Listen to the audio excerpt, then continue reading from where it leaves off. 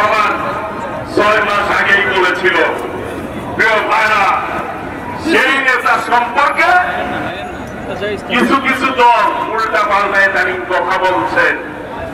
হিসাব করে কথা বলবেন। জামাতে ইসলাম বাংলাদেশের মানুষ রাজাকার বলে যাদেরকে গালিগালাজ দিয়েছে, ঘৃণা করে যেই দলের নাম মানুষ উচ্চারণ করে, গণতন্ত্রের স্বার্থে আমাদের নেত্রী দেশটি বেগম খালেদা জিয়া এই জামাতের অনেক দল বিএনপি কিন্তু কাঁধে নিয়েছে। বিএনপির সাথে যখন ছিল 20-22 সিট পেয়েছে।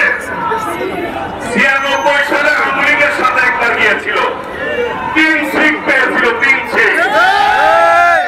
71 সালে তারা যে ভুল করেছে, জনগণের বিপক্ষে অবস্থান নিয়েছেন, অফিসিয়ালি কিন্তু তারা ক্ষমা প্রার্থনা করেছেন না, ক্ষমা চেয়েছেন, কারণ তারা ভুলের রাজনীতি করেন।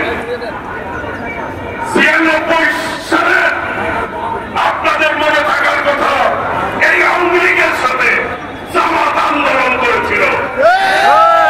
আওয়ামী লীগ পরবর্তীতে ক্ষমতা এসেছিল জামাতের ভুলের কারণে। তখন তারা সিট পেয়েছিল 3টা।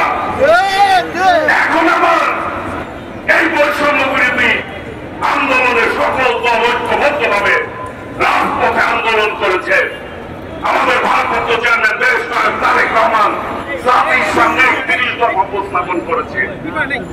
সেই 31 দফায় বলেছে রামবো নেশনের কথা, যে সকলকে নিয়ে ঐক্যবদ্ধভাবে এই দেশটি গড়ে তুলবে।